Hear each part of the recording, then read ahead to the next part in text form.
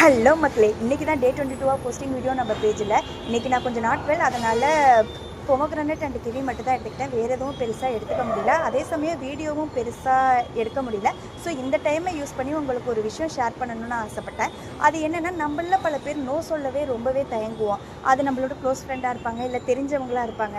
அவங்களோட முகத்துக்காக நம்ம யோசிச்சுட்டு நோ சொல்ல மாட்டோம். இது ஏன்னா இந்த தப்பு நானுமே பண்ணியிருக்கேன். இப்போ ஃபார் எக்ஸாம்பிள் நமக்கே ஒரு ஒர்க் இருக்கும். நம்மளோட ஃப்ரெண்டு இந்த ஒர்க் பண்ணித்தான்றப்போ நம்ம அவங்க முகத்துக்காகவே யோசிச்சுட்டு ஓகேன்னு சொல்லிடுவோம்.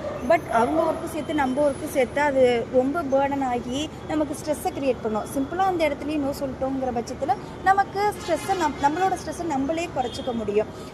ஏன்னா நானுமே அதை நிறையா இடத்துல ஃபேஸ் பண்ணியிருக்கேன். இப்போ தான் ரீசெண்ட் டேஸில் நான் நோ சொல்லவே பழகியிருக்கேன். இன்னொரு விஷயம் என்னென்னா, எல்லா விஷயத்துக்கும் தயங்குறது. நான் இனிஷியல் டேஸில் ஜிம்முக்கு போகிறப்போ மாஸ்டர்கிட்டே ஏதாவது கேட்குறதுக்கு ரொம்பவே தயங்குவேன். பிகாஸ் நான் ஏதாவது தெரியலைன்னு சொல்லிட்டு அவங்க ஏதாவது நினச்சிருவாங்களோ அப்படின்ட்டு. நம்ம எப்போ வந்து அந்த தயக்கத்தை பிரேக் பண்ணி நம்ம பேச ஆரம்பிக்கிறோமோ அப்போ தான் நம்மளால் ஒரு விஷயத்த போல்டாக பேச முடியுங்கிறத நான் சில விஷயத்தில் லேர்ன் பண்ணிட்டேன். ஸோ அதை உங்கள்கிட்டையும் ஷேர் பண்ணணும் அப்படின்னு தோணுச்சு. அதுக்காக எல்லா இடத்துலையுமே நோ சொல்லிடக்கூடாது. நமக்கு வந்து எந்த இடத்துல தேவையோ அந்த இடத்துல நோ சொல்லணும். இந்த விஷயம் என் லைஃப்பில் நான் வந்து லேர்ன் பண்ணேன். ஸோ அதை உங்களுக்கும் சொல்லணும்னு ஆசைப்பட்ட மக்களே. என்னோட வீடியோ உங்களுக்கு பிடிச்சிருந்துச்சுன்னா கமெண்ட் பண்ணுங்கள், ஷேர் பண்ணுங்கள், லைக் பண்ணுங்கள். ஓகே மக்களே, நாளைக்கு பார்க்கலாம். பாய்.